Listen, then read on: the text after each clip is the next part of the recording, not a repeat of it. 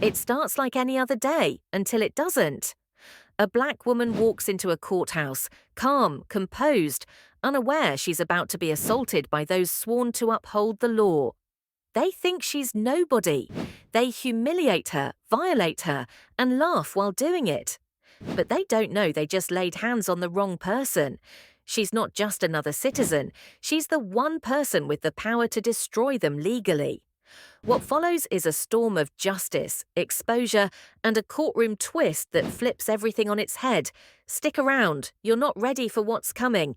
And hey, tell us where you're watching from and what time. Drop it in the comments below. It was just after 8 a.m. when Amara Dubois stepped out of her silver sedan and walked up the stone steps of the Charleville Federal Courthouse. The sun rose slowly behind ancient oak trees draped in Spanish moss, casting long shadows. She adjusted the collar of her navy blazer, squared her shoulders, and clutched a slim leather portfolio. Her heels clicked softly against the concrete, each step a quiet declaration. She never wore her judicial robe outside the courtroom. She preferred to enter as a citizen, observant and composed. But that day, she wasn't greeted as a judge or even as someone with authority. To them, she was just another black woman in a place where power came hard. At the security checkpoint, the energy shifted as she approached. Deputy Henri Moreau, a bailiff known for his rigid demeanor, narrowed his eyes. He didn't recognize her and didn't care to. Stepping forward, forearms crossed, he held up a gloved hand. "Ma'am, step out of line." Amara paused. "Is there a problem, officer?" Moreau didn't answer immediately. His gaze swept over her silver locks, neatly twisted, her pressed slacks, her confident eyes. Something about her bothered him. She looked like she belonged. In his world, people like her needed reminding who was in charge. "No ID displayed. You can't waltz into a federal building looking like that," he muttered. Amara calmly produced her federal credentials. The badge gleamed, but Moreau barely glanced at it, slipping it into his pocket. She raised an eyebrow. "I'd like that returned." He stepped closer. "In a rush, sweetheart?" The word hit like a slap. A second guard, a younger woman, shifted nervously by the X-ray scanner, recognizing the tension but staying silent. "I need to get to a courtroom," Amara said firmly. "Then you'll follow my procedure," Moreau snapped. "That includes random checks. Let's go." He steered her with a heavy hand on her arm to a windowless screening room. The air was cool, still, with a steel chair, scanning equipment and clippers on a cart. Amara's heart thudded. "I don't consent to this. You have no legal cause to detain me." "You're acting suspicious. That's cause enough," Moreau replied, motioning to the chair. "Sit." She didn't move. He leaned in. "You think that badge means something? Not here, not to me." Two officers entered. One grabbed her wrist, the other held the chair. "This is a violation. I want your names," Amara said, voice rising. No one answered. Moreau grabbed the clippers. "What are you doing?" she demanded. "Standard protocol. You could be hiding something in that mop," he said, gesturing to her locks.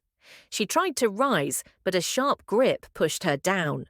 The clippers buzzed, the sound like a swarm of bees. A thick coil of silver hair fell to the floor, then another. Her breath caught, but she didn't scream or cry. She sat, dignity stripped strand by strand as laughter echoed. "She looks better already," one guard muttered. "Should have come in with some respect," Moreau said, wiping hairs from his sleeve. "Now you're presentable." Amara's fists clenched, knuckles pale, but her voice was steady. "You'll regret this," he sneered. "People like you always say that." Then it ended. Moreau opened the door. "Courtroom's that way?" he mocked.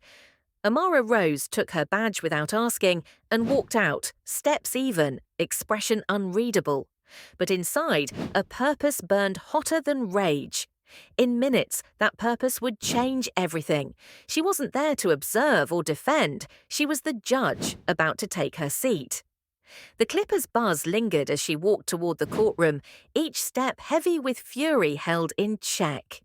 Her scalp tingled where her silver locks, years of family, history, identity, had been shorn. Uneven tufts remained. The hall's silence suffocated. Two clerks glanced at her, then away. They'd heard, maybe seen, but said nothing. She kept walking, refusing to break. A hum of voices came from the courtroom's double doors. It was a high-profile morning, a police misconduct hearing, officers accused of brutality during a protest, national attention. Amara was meant to enter via private chambers, robe waiting, decorum preserved. Not today. She pushed the doors open wide. The courtroom stilled. Conversations stopped, heads turned. Her shoes clicked on marble as she passed lawyers, journalists, plaintiffs, defendants. Some stared in confusion, others in disbelief. Behind the bench, her chair waited. The realization rippled. The woman escorted like a suspect, scalp-bearing brutality's evidence, was the judge. Amara stepped behind the bench, face calm, cold with precision. Someone dropped a pen.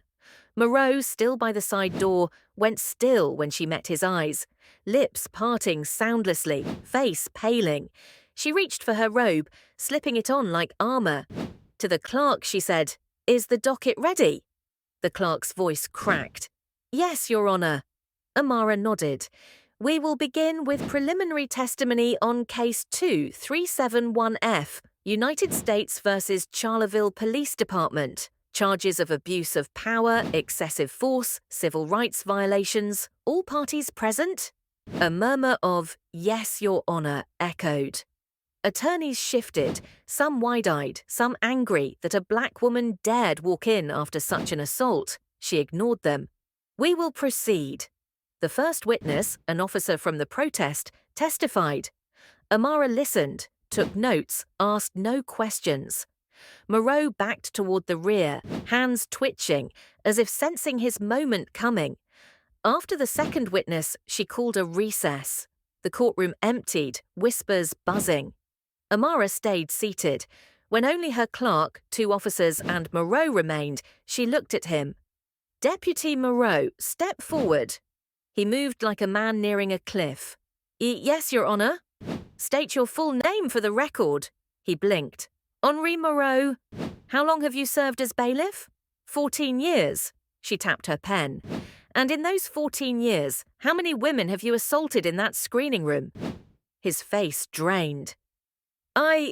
Your Honor, I didn't know." "That's not what I asked. How many complaints have been filed against you?" I'm not sure." 12, she said, voice rising with precision. 12 formal complaints, all buried, all dismissed, because you hid behind procedure. His mouth trembled. "You thought I was no one, just another black woman you could bully, shave, humiliate for sport. You didn't even ask my name." Moreau tried to speak, but no sound came. Amara rose. "Because of you, this courthouse, this temple of justice, is stained. Because you assaulted a federal judge, you are now the subject of a criminal investigation, effective immediately." She turned to the officers. "Escort Deputy Moreau into custody, separate from general population, formal charges to follow." "No, wait," Moreau shouted, but the officers moved, cuffs ready. He was wrong. She already had. The courtroom no longer felt like a courtroom. Henri Moreau, once a symbol of control, was gone, escorted out in cuffs, badge surrendered, power stripped. The aftershock lingered in the ceiling fan's hum, in staff's sidelong glances. Amara sat, robe like steel, knowing there was no going back. Something had shifted, not just in her, but in the room. Her clerk entered with notes. "Your Honor, the next witnesses are being prepped." Amara nodded. "How long?" 8 minutes. She looked at the empty gallery, feeling Moreau's presence like a stain. This day had defied expectation, and it was only mid-morning. A young woman, Elise Dubois, an intern, entered, pale, glasses fogged. "I saw what happened with Deputy Moreau," she whispered. "Outside the screening room. I didn't know what to do. I was scared." Amara studied her trembling hands. Thank you for telling me. That matters. I didn't stop it. But you're speaking now. That's more than most. Elise straightened. If you need me to testify, I will. Amara placed a hand over hers briefly, then the courtroom doors creaked as the public returned. All rise, the clerk called, voice steadier. Everyone stood, even those who'd laughed at Moreau's jokes. Court resumed. The next witness, Marcel Fournier, a black father in his mid-40s, testified about his son, tackled during a protest, windpipe crushed. He spoke of begging for paramedics, being told his son was faking. No one listened. No officers were disciplined. Amara listened, her gaze steady. When he finished, she leaned forward.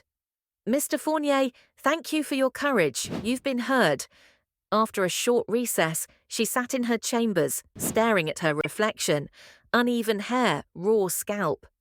The woman in the mirror looked battle-worn, but justice was a war she wouldn't lose. A knock came. Her clerk.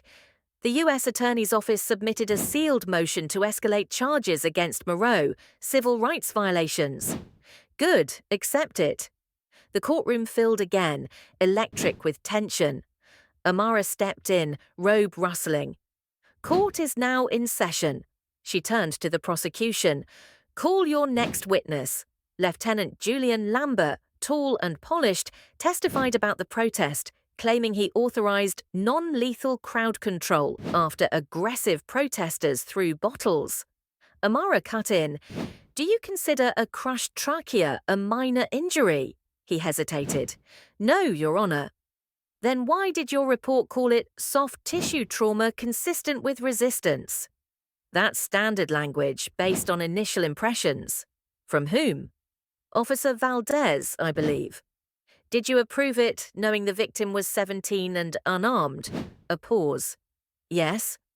Do you believe justice was served that day? Silence. I believe we followed protocol.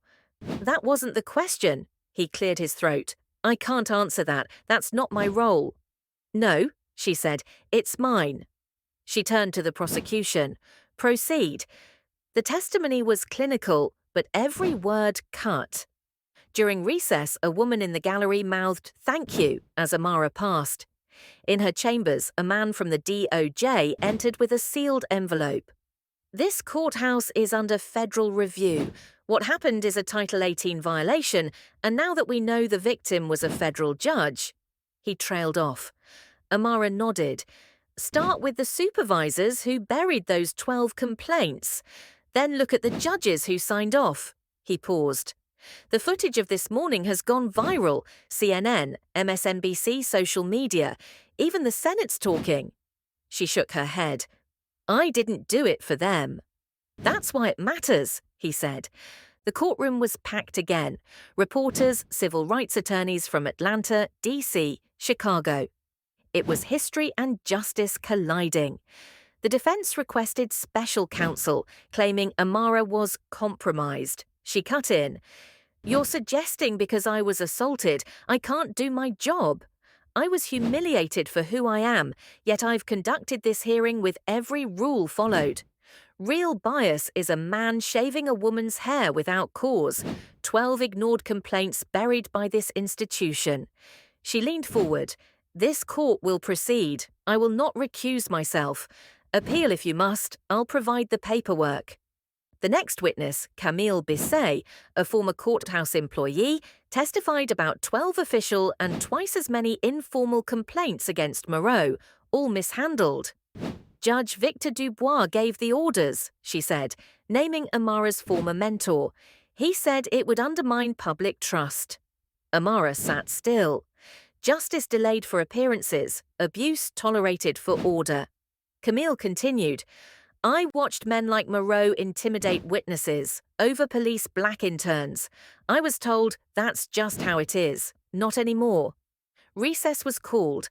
A man, Léon Dubois, spoke from the doorway. In 2011, Moreau slammed me into a wall, broke my ribs. They said I tripped. One by one, others rose. 15 people, their silences broken.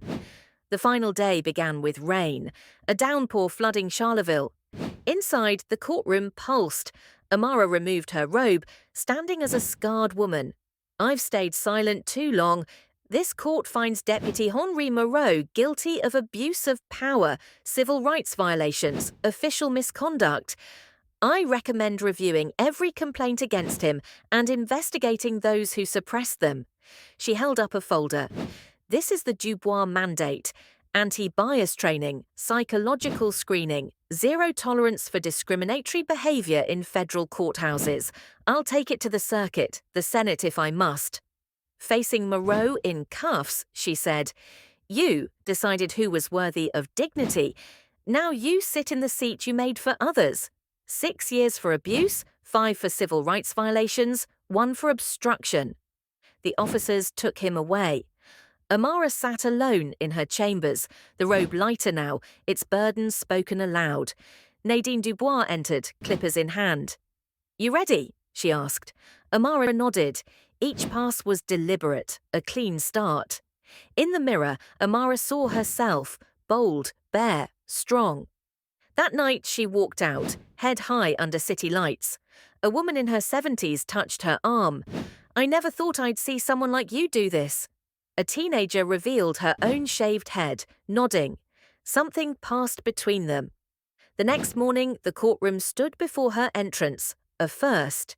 A headline on the break room fridge read, "Federal Judge Refuses to Back Down After Public Assault Launches Historic Reform." Someone wrote, "She's our judge." Months later, the Dubois mandate spread. A bill was drafted in Congress. At a middle school, Amara spoke to packed students. A girl asked, "Do you still believe in the system?" Amara replied, "I believe in what it can become because of people like you asking that question."